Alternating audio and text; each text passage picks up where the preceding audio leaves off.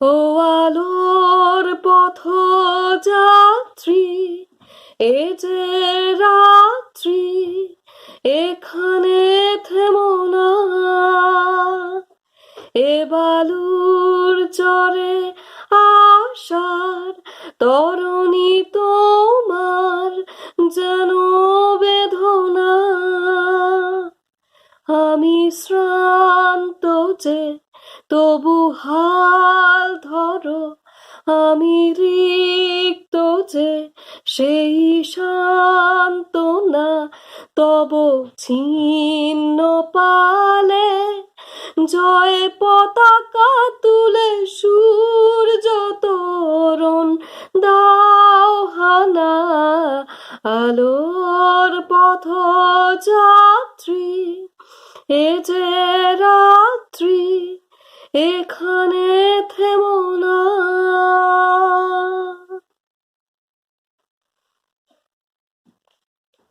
সলিল চৌধুরীর এই গানটি তার বড় প্রিয় ছিল। তিনি হলেন আন্তর্জাতিক খ্যাতিসম্পন্ন চলচ্চিত্র নির্মাতা, আলোর পথযাত্রী পদাতিক মৃণাল সেন।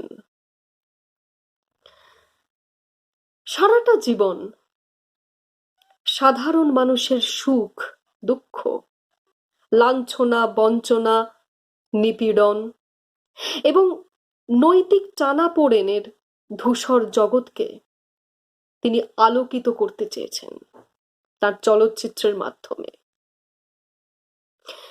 এই দেশের যে শহরটা বারুদ ঠাসা, বিক্ষোভ, ব্যারিকেড, বোমা, মিটিং মিছিল, আওয়াজ, প্রতিবাদ, সেই কলকাতাকে চিরভাস্বর করে রেখেছেন তিনি ক্যালকাটা ট্রিলজির মাধ্যমে। ফরাসি নবতরঙ্গকে ভারতের মাটিতে বইয়ে দিয়েছেন চলচ্চিত্রের এই ভগীরথ ভুবন সোম সিনেমাটির মধ্য দিয়ে। জাতীয় আন্তর্জাতিক স্তরে বিভিন্ন সম্মাননা ও পুরস্কার প্রাপ্তির পরও তিনি কিন্তু আদ্যপান্ত পদাতিক, পায়ে হেঁটে লড়াই করার মানুষ, আর পায়ে হেঁটে লড়াই করা মানুষের পাশে থাকার মানুষ। আজ 2 বছর হলো তিনি পুনশ্চের পথে যাত্রা করেছেন। তাই তার দ্বিতীয় প্রয়াণ বার্ষিকীতে সংযুক্ত মহিলা মঞ্চের শ্রদ্ধার্ঘ্য পদাতিক মৃণাল একটি তথ্যচিত্র, যেখানে টুকরো টুকরো মৃণালকে এক অখণ্ডতায় ধরবার একটা ক্ষুদ্র প্রয়াস করা হয়েছে মাত্র। এবং মৃণাল সেনের কন্যা সমা 2 ভ্রাতুষ্পুত্রীর কাছ থেকেও আমরা শুনব তার জীবনের নানা রকম অজানা তথ্য এবং সংবাদ। সুতরাং আর দেরি নয়, আসুন নীল আকাশের নিচে এই পৃথিবীতে একদিন আমরা যে পদাতিককে পেয়েছিলাম, স্মৃতিচারণার মাধ্যমে আমরা তাকে আবার নিজেদের অন্তরে মূর্ত করে তুলি। আমি শুক্লা ব্যানার্জি। আজ এই সংযুক্ত মহিলা মঞ্চে আপনাদের সাথে গল্প করতে এসেছি আন্তর্জাতিক খ্যাতিসম্পন্ন চিত্র পরিচালক শ্রী মৃণাল সেনের সম্বন্ধে। তিনি আমার ছোট কাকা হন। নমস্কার। আজ 30শে ডিসেম্বর 2020। ঠিক এরকমই এক 30শে ডিসেম্বর 2018 সকাল 10টা নাগাদ আমি একটি দুঃসংবাদ পেয়েছিলাম আমার দাদার ফোনে, এবং সেই দুঃসংবাদটা আমার কাকার, ছোট কাকার সম্বন্ধে ছিল। এবং সেই ফোনটা ছাড়ার পর আমার সেদিন একটা কথাই মনে হয়েছিল, বা একটা হাসি মনে পড়েছিল, যে হাসিটা হয়তো আর কোনোদিনও দেখতে পাবো না, সে সময় অনুভব করেছিলাম। এবং এই হাসির গল্পটা বলতে গেলে আমাকে একটু 15 দিন পিছনে যেতে হবে, কারণ সেই 15 দিন আগেই আমি ছোট কাকার সাথে শেষ দেখা করেছিলাম কলকাতাতে। এবং 15 দিন আগে যখন দেখা করতে গেছিলাম, তখন অনেক গল্প, অনেক পুরনো গল্প, এখানে দিল্লিতে উনি যখন এসেছেন আমার সাথে অনেক রকম অভিজ্ঞতা আমাদের দুজনের একসাথে হয়েছে, সব গল্প আমরা শেয়ার করছিলাম সেই দিন। এবং সেটা হয়তো সবসময় হয়নি, সেদিন হঠাৎ করে অনেক গল্প হয়েছিল। এবং ওনার খাওয়ার সময় আমি ওনার খাট থেকে নামিয়ে ওনাকে মোজা পরিয়ে দিলাম, জুতো পরিয়ে দিলাম, চেয়ারে বসালাম, সব আমি করেছিলাম। এবং উনি খুব খুশি হয়েছিলেন, চুপচাপ আমি কি করছি সেটা দেখছিলেন। যাই হোক, তারপরে ওনার খাওয়া দাওয়া হয়ে গেলে পর যখন আমি উঠে চলে আসব, আমার কেন জানি না সেদিন মনে হয়েছিল যে এর পরের বার যখন আসব তখন কাকার সাথে সারাদিন কাটাবো। কিন্তু জানি না কেন মনে হয়েছিল। যাই হোক, আমি কাকাকে বলেছিলাম যে ছোট কাকা, আমি এর পরের বার যখন মার্চ মাসে আসবো আমি তোমার সাথে সারাদিন থাকবো। আমি হাত ধরে বলেছিলাম। এবং আমার ওই কথাটা শোনার পর আমার হাতটা যে কি জোরে চেপে ধরে উনি হেসেছিলেন, মুচকি হেসেছিলেন বা হেসেছিলেন, সেই হাসিটা আমি এখনো ভুলতে পারি না। যে উনি খুব ভালো লেগেছিল ওনার, যে আমি বলেছিলাম যে আমি আসবো, এর পরের দিন তোমার সাথে সারাদিন থাকবো। এবং বলে চলে এসেছিলাম। তখন বুঝিনি, অনুভব করিনি যে আর কোনোদিনই দেখা হবে না, আর 15 দিন বাদে এই মানুষটা পৃথিবী থেকে চলে যাবে। যাই হোক, সেদিনটা তো কেটে গেছিল। 15ই ডিসেম্বর আমি ফিরে আসলাম।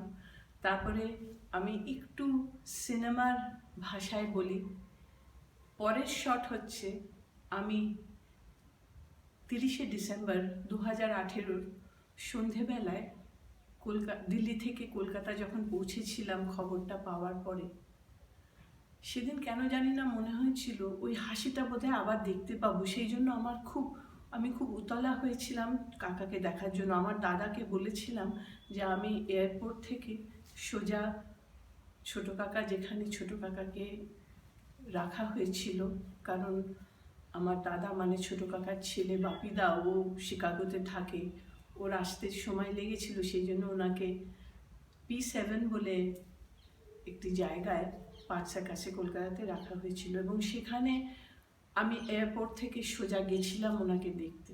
যাই হোক, গিয়ে সে আর একটা অন্য অনুভূতি। সেই অনুভূতিটা আবার ঠিক ওনার ছবির একদিন প্রতিদিন যে ওই যে ভাই বোনকে খুঁজতে গিয়ে মর্গে গেছিল, আমার সেদিন ওই অনুভূতিটা হলো যে উনি ছবিতে যেটা দেখিয়েছিলেন যে ভাই মর্গ থেকে বেরিয়ে এসে বমি করছিল।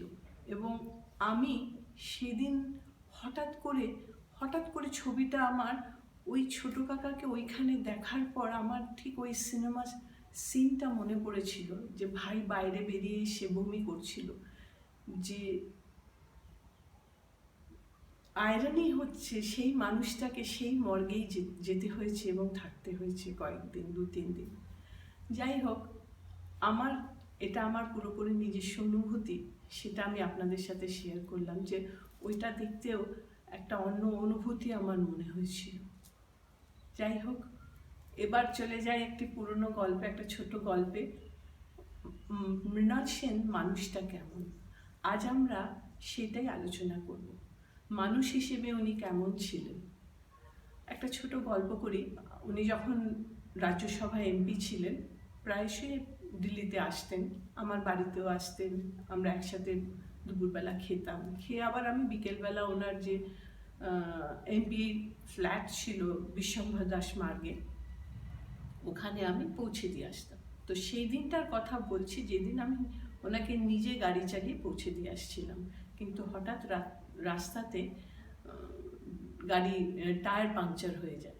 তো আমাদের সেই জন্য একটি গ্যারাজে গিয়ে টায়ার ঠিক করানোর জন্য আমাদের দাঁড়াতে হয়েছিল। এবং স্বভাবতই আমাদের গাড়ি থেকে বাইরে দাঁড়িয়ে দুজনে দাঁড়িয়েছিলাম। একটি বাচ্চা ছেলে টায়ারটা ঠিক করছিল, পাংচারটা।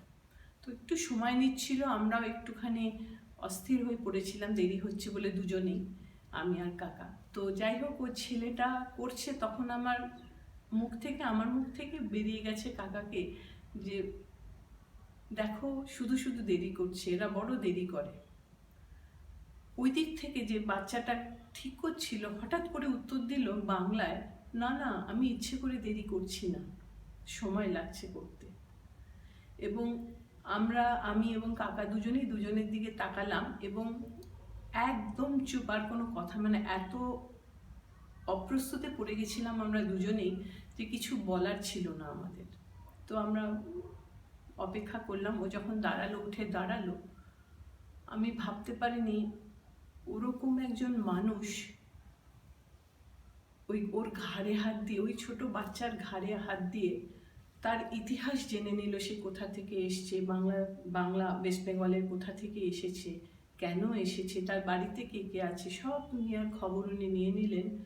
হয়তো হতে পারে পরিবেশটাকে সহজ করার জন্য, বা আমি জানি ওনার সবার সম্বন্ধে জানার খুব একটা ইচ্ছা সবসময় থাকে, সেই জন্যও হয়তো হতে পারে। তো ওইখানে দাঁড়িয়ে আমার একটা কথাই মনে হয়েছিল, একটা মানুষ ভেতরে কতখানি মজবুত, কতখানি শক্ত হতে পারে যে তার বাইরেটা এরকম সহজ সরল, এত বিশ্ববরেণ্য মানুষ, সে এভাবে সহজ সরলভাবে বাইরে এভাবেই দেখাতে পারে, ভেতরটা তার কতখানি মজবুত, সেই জন্যই পারে। এবং আমার খুব গর্ববোধ করেছিলাম সেদিনকে যে আমি ওই পরিবারের একজন মানুষ হিসেবে। আজকে আপনাদের সাথে আমি আরেকটা জিনিস ভাগ করে নেব, সেটা হচ্ছে মৃণাল সেন ফরিদপুরের যে পরিবারে জন্মেছিলেন, সে পরিবারের 7 ভাইয়ের ষষ্ঠ ভাই ছিলেন মৃণাল সেন। আমার বাবা ছিলেন পঞ্চম, তার নাম ছিল পবিত্র কুমার সেন। আজ আরেকটি ছোট্ট গল্প বলে শেষ করব। যখন আমার ভুবন সিনেমাটা দিল্লিতে দেখানো হয়েছিল, তখন উনি সিরি ফোর্টে দেখিয়েছিল, তখন উনি এসেছিলেন, সেই সিনেমাটা এখানে দেখানো হচ্ছিল সেই জন্য। এবং আমি ওনাকে জিজ্ঞেস করেছিলাম সেই সময় যে কেমন হয়েছে ছোটো কাকা সিনেমাটা আমার ভুবন। উনি আমাকে সাবলীলভাবে বলেছিলেন যে ঢাকা কলকাতা ফ্লাইট কতক্ষণ লাগে তোমার ধারণা আছে? আমি বললাম যে হ্যাঁ 8 ঘন্টা 35 মিনিট লাগে। তো তখন উনি বলেছিলেন হ্যাঁ 35 মিনিট লাগে। ঢাকা কলকাতার ফ্লাইট যেমন ওপরে উড়তে উড়তেই নিচে নেমে যায়, সময় লাগে না বেশিক্ষণ, আমার ভুবন সিনেমাটাও ঠিক সেরকম, ওপরে উঠেই নেমে গেছে। এই যে আত্মসমালোচনা, সেটাকে উনি এত সুন্দর, মানে সুন্দর বলবো না, নিজের সহজভাবে নিজেকে বলে, মানে নিজের আত্মসমালোচনা করতে পারেন। এবং সেটা বোধহয় আমি অনেক কম মানুষকেই দেখেছি, খুব কম, খুবই কম। এবং সেদিনকে হেসেছিলাম যে কি সুন্দর উনি একটা ফ্লাইটের সাথে ওনার সিনেমার তুলনা করে, সেই জন্যই হয়তো উনি এই পর্যায়ে পৌঁছেছিলেন যে জীবনটাকে উনি একদম অন্যরকমভাবে দেখতেন। আজ আমি যে শাড়িটি পরেছি সেটি গীতামা। গীতামা মানে গীতা সেন, আমার কাকিমা। উনি ওনার নিজস্ব জীবনে উনি একজন অনেক বড় মাপের শিল্পী ছিলেন এবং পাওয়ারফুল অ্যাক্ট্রেস ছিলেন। এবং ওনাকে অনেকেই অনেক ডিরেক্টর অফার করেছেন ফিল্মে, কিন্তু উনি কখনো করেননি এক্সেপ্ট ছোট কাকা। খুব কম মানুষের সাথেই করেছেন, প্রথম দিকে ঋত্বিক ঘটকের সাথে করেছেন, কিন্তু তারপরে আর করেননি আমার কাকা ডিরেকশন ছাড়া। তবে শ্যাম বেনেগাল একবার ওনাকে বলেছিলেন ওনার ফিল্মে অ্যাক্টিং করার জন্য, উনি রাজি হয়েছিলেন, কিন্তু উনি কোনো রেমিনারেশন নেননি সেই ফিল্মে, বন্ধু হিসেবে করেছিলেন। তো সেই সময় শ্যাম বেনেগাল ওনাকে এই শাড়িটি গিফট করেছিলেন। এবং যখন আমাকে উনি হঠাৎ একদিন এই শাড়িটা বার করে কলকাতাতে আমাকে বললেন, এই শাড়িটা আমার তোমাকে খুব দিতে ইচ্ছা করছে, তাই তোমাকে দিয়ে দিলাম, তুমি এটা পরো। তখন আমাকে এই গল্পটা উনি বলেছিলেন। তো আজকে দিনে এটা আমার মনে হলো, যেহেতু আমি কাকাকে বা কাকিমাকে স্মরণ করতে বসেছি, সেই জন্য আমার আজকে এই শাড়িটা পরার কথা মনে হলো যে এই শাড়ি পরে বসাটাই বোধহয় ওনাদের শ্রদ্ধা দেওয়াটা সত্যিকারের সার্থক হবে। আজ অনেক গল্প, অনেক অভিজ্ঞতা আপনাদের সাথে শেয়ার করলাম এবং ছোট কাকা গীতামা দুজনকেই আমি শ্রদ্ধা জানাই এবং ভালোবাসা জানাই। প্রণাম জানাবো না, কারণ উনি প্রণাম নিতেন না, তাই ওনাদের শ্রদ্ধা এবং ভালোবাসা জানিয়ে আমি আজকে শেষ করছি। আজ আমি সংযুক্তার মঞ্চে বিশ্ববিখ্যাত পরিচালক মৃণাল সেনকে স্মরণ করছি তার দ্বিতীয় মৃত্যুবার্ষিকী উপলক্ষে। মৃণাল সেনের শিক্ষা ছিল, বিপদে মোরে রক্ষা করো এ নহে মোর প্রার্থনা, বিপদে আমি না যেন করি ভয়। এহেন মানুষটি ছিলেন আমার জ্যাঠা। আমি তাকে কাকা জ্যাঠা বলে সম্বোধন করতাম। প্রসঙ্গক্রমে বলে রাখি, কাকা জ্যাঠারা ছিলেন 7 ভাই। সব থেকে ছোট ভাই ছিলেন দিলীপ সেন, তারই কন্যা আমি নবনীতা সোম। আজ খুব একটি ঘটনার কথা মনে পড়ছে। অনেক ছোট বয়সে সৌভাগ্যক্রমে মৃণাল সেনের একটি ছবিতে অভিনয় করার সুযোগ পেয়েছিলাম। ছবিটির নাম কোরাস। 3 দিনের শুটিং হয়েছিল নিউ থিয়েটার স্টুডিওতে। 3 দিনের শুটিংয়ে কাকা জ্যাঠা আর গীতামার কাছ থেকে যে শিক্ষা এবং সহযোগিতা লাভ করেছিলাম তা কিন্তু আমার পরবর্তী জীবনের পাথেয় হয়েছিল। বলতে গেলে আমার অভিনয় জীবনের পাথেয় হয়েছিল। খুব মজার একটা কথা আপনাদের সঙ্গে ভাগ করে নিতে চাইছি। 2 দিন শুটিংয়ের পর 3য় দিনে একটি চিঠি আমার কাছে আসলো। চিঠিটি লিখেছেন কে? স্বয়ং মৃণাল সেন। তিনি কি লিখেছেন? তিনি লিখেছেন, ইউনিটের সবাই বলছে এত ছোট মেয়ে এত ভালো অভিনয় করেছে। সত্যি কথা বলছি, এত ছোট ছিলাম আমি তখন। সেই সময় সেই চিঠি পেয়ে অভিভূত হওয়ার কোনো অবস্থা আমার ছিল না। কিন্তু যত বড় হয়েছি, আজ বারবার সেই চিঠির কথা মনে পড়ে এবং সেই স্বীকৃতি আমাকে অভিভূত করে, আমাকে আপ্লুত করে। আর শেষে যে কথাটি বলবো সেটি হচ্ছে, মৃণাল সেনের জন্য সারা জীবন যে সম্মান, যে ভালোবাসা পেয়েছি তা কিন্তু ভাষায় বর্ণনা করা যাবে না।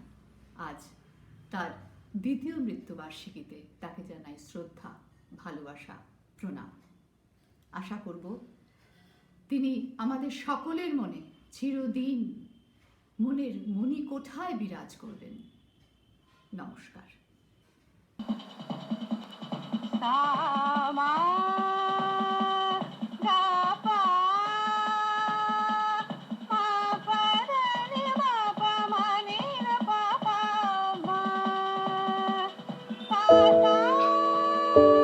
Over 100 years of Indian cinema, we have seen an emergence of a wide range of filmmakers, from commercial money spinners to artistic maestros. But there have been few who have been able to challenge the very language and dialectics in which films are made and what they say.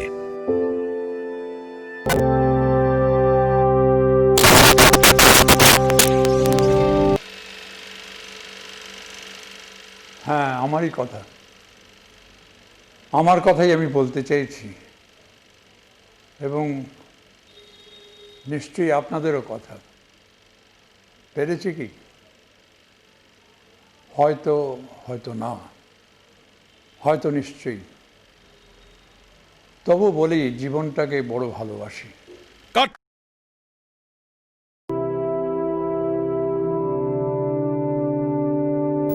As a young man, he was born in Faridpur, now in Bangladesh.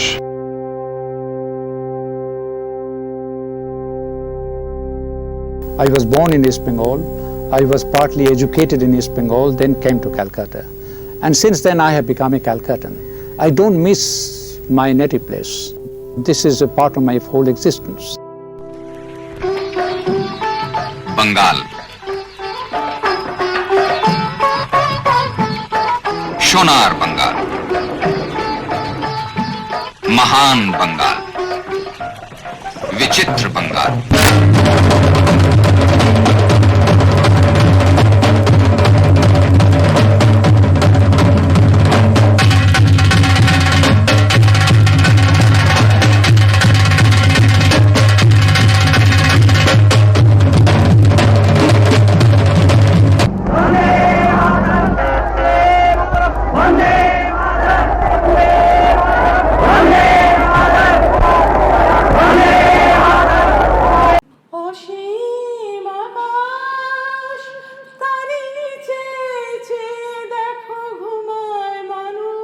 He integrated into the city, and his primary concern has always remained the city and its people.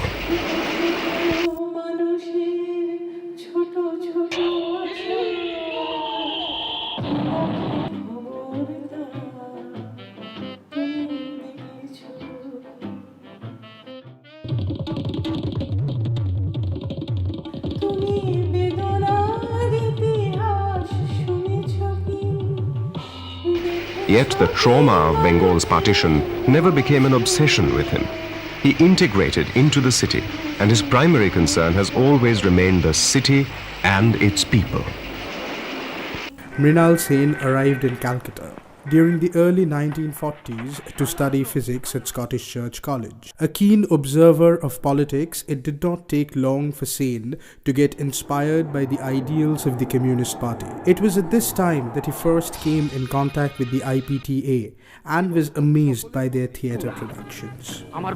Sen's leaning towards leftist politics was no coincidence. As a youth in Faridpur, Sen had been actively involved in leftist student politics. His father, Dinesh Chandra himself, subscribed to the extremist line of the Congress and admired the Bolsheviks. Right from his childhood, a young Mrinal had seen scores of freedom fighters flocking his house. It would not be wrong to say Sen grew up in a politically charged environment. Science was my subject, but I was interested in literature. I used to read a lot at that time, both in Bengali and in English. English being the language of our colonial master, so one has to learn English too. And I used to read quite a lot of things, whichever came on my way. Some is philosophy, sociology, and then poetry, then politics, and then fiction, dramas of very many countries. And that was the time when I translated a Czech short novel. It was there. I was sitting there while sitting in the National Library, Imperial Library. I translated a Czech novel, and nobody knew that Czech writer. So I translated it, and it was later on it was published by a publisher who liked it very much. That was my first work in literature. I mean, the only translation from the English, not from Czech, because I don't know Czech. I have no flair for languages. I know my language, Bengali, and I don't even speak the other Indian languages. There are so many Indian languages. But I can speak, I understand, I can write in Bengali, only in Bengali. And talking about other languages, well, I'm not good at all. Even though I'm the only filmmaker in India now who has made films in 4 Indian languages. Nobody else has done it. So even without knowing the language, this is what I have done.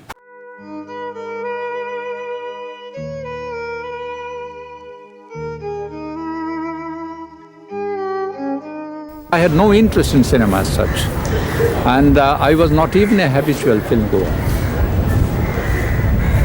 And then what happened after that, I came out, and very accidentally I ran into a book on the aesthetics of cinema, and I was bowled over completely. I started watching films, mostly Indian films, and I hated these films. But since then, I started writing on cinema, on the aesthetics of cinema, on cinema and poetry, on cinema and painting, on the dialectics of cinema, something like this. And then I thought I could be a good filmmaker. It was in the outhouse of this studio, today a dilapidated structure, that Mrinal Sen began his career, soldering capacitors in the sound recording department. In 1953, he got married to actress Geeta Shom. In 1954, they were blessed with a son, Kunal. Geeta, in her early career, was actively associated with IPTA and Upal Dutt's Little Theatres group. She has worked with various film directors other than Mrinal Sen. In Ritik Ghatak's first film, Nagorik, Shyam Benegal's Arohan, to name a few. Her performances in Ekdin Pratidin, Khandahar, Kharij, Chalchitro by Mrinal Sen were well appreciated by the cine world. Mrinal Sen, the brush with cinema was accidental, and even more so his career as a film director. Ready? Action.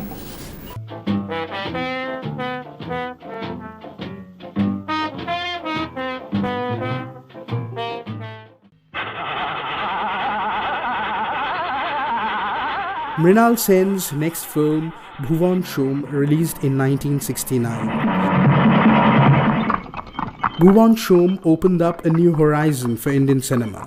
Shyam Benegal ascribes the film as much importance as Satyajit Ray's Pother Panchali when it comes to shaping the Indian new wave.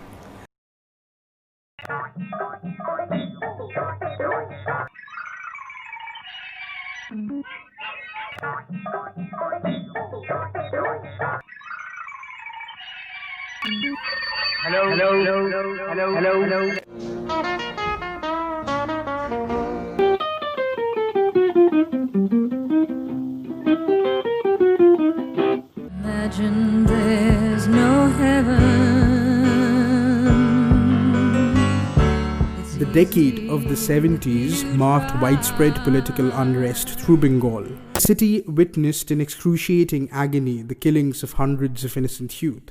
Mrinal Sen had to take a stand. It was during this time that Sen made 3 films: Interview in 1970, Calcutta 1971 in 1971, and Padatik in 1972. Together called the Calcutta Trilogy, আচ্ছা কি অন্যায় বলুন তো, কত বড় ফাঁকি, মিথ্যে, কত বড় একটা ভুয়ো ব্যবস্থার মধ্যে আমাদের থাকতে হচ্ছে, আর এই সমস্ত আমাদের মেনে নিতে হচ্ছে। এর প্রতিবাদ করা উচিত, উচিত নয়? বলা উচিত, উচিত নয়? ওদের জানিয়ে দেওয়া উচিত যে এটা মিথ্যে, এটা অন্যায়, এটা ফাঁকি। I am not ashamed of being a pamphleteer if it makes a point. That was the time when there was a lot of unrest in Calcutta, and I cannot just pull myself out of the atmosphere in which I grow, in which I weep, in which I get angry, So all that I did at that time, I wanted to point my accusing finger at the enemy outside. That was when I brought the physical reality very close to me. I used to bring the physical reality onto the screen. ফিরে ফিরে যতবার কলকাতায় আসি, যতবার The last film of the trilogy, Padatik, started with a quote by the legendary journalist James Cameron. Sen has himself said that without losing his focus in any way, he had tried to convey the message of fighting rightist aggression. However, he also said he was conscious that he did not become a victim of the leftist establishment. এটা আমার ব্যক্তিগত ব্যাপার। হ্যাঁ, এই সম্বন্ধে কোনো জবাব দিয়ে আপনার কাছে করতে আমি বাধ্য নই। না না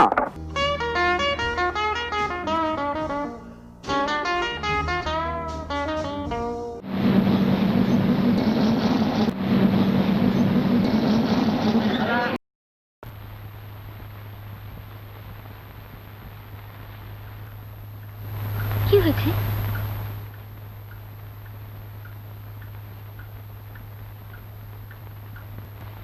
কি হলো কি তোমাদের? বাইরে দাঁড়িয়ে আর লোক হাসাতে হবে না, জানো? আর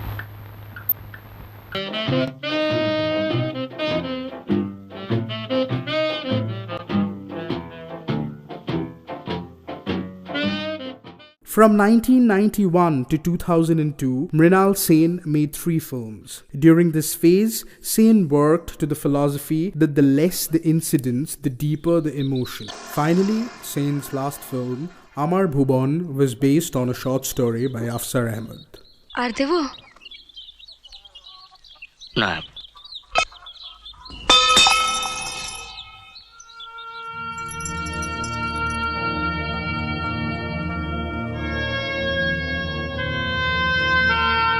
Language, be it of literature or of films, does not have an independent existence. Without meaning or emotion, it is like a skeleton of words. Thus, Sen's experiment with the cinematic language has always walked hand in hand with the change in nature of his themes. This change has been brought about by a sense of introspection, which Sen calls a ruthless business. One ponders if this might be the reason why Mrinal Sen admires so dearly a saying by Acharya Brojenshil: you have to always correct your own conclusions. I need films which have not been made before. Okay? I need films where I can make the fullest, most intimate use of the visual and the word. I wanted to go in for de-emphasizing the plots and the incidents, depending more on feelings, something like this. Should we take a holistic look at Mrinal Sen's work, we will see that the evolution of his cinematic style and the pattern of his choices of subject material have been somewhat uneven. But his commitment and devotion to the cinema of ideas is unparalleled in Indian cinema, and his reputation continues to grow.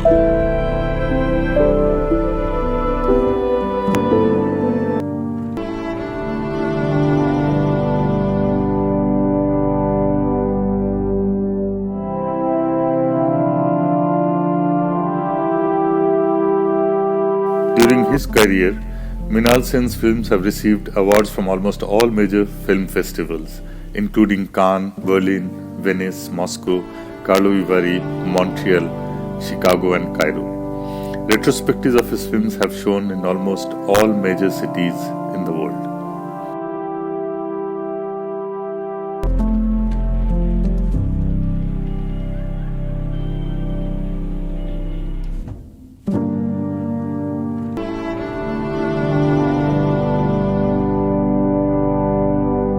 Apart from his films, he also received a number of personal honors.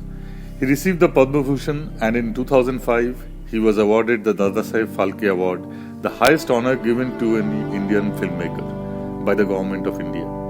He was also an honorary member of the Indian Parliament from 1997 to year 2003. The French government awarded him the Commander of the Order of Arts and Letters, the highest honor conferred by the country. In 2001, the Russian government honored him with the Order of Friendship. He has also received a number of honorary doctorate degrees from various universities. Mrinal Sen was the president of the International Federation of Film Societies. He also served as a member of international jury at various film festivals including Cannes, Venice, Berlin, Moscow, Karlovy Vary, Tokyo, Tehran, Chicago, Tunis and others.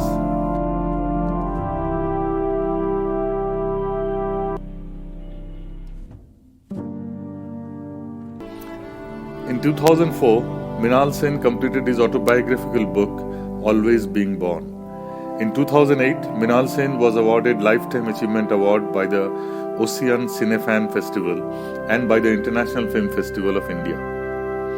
In 2009, the International Film Festival of Kerala awarded their first Lifetime Achievement Award to him.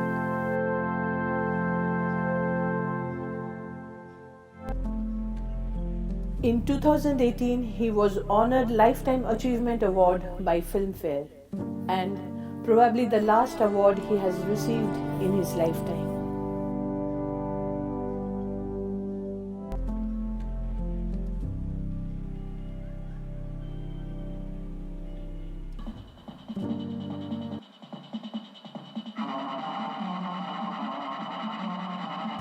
My parents were Hindus, but I don't consider myself to be a Hindu.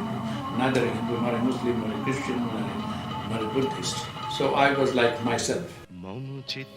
In 1990, Mrinal Sen and his wife Geeta Sen visited Faridpur, his native town in Bangladesh. In his own words, 47 years after I had left my hometown, never to return, came a day when my wife and I stood before the same house in the same town where I spent my childhood and my growing years.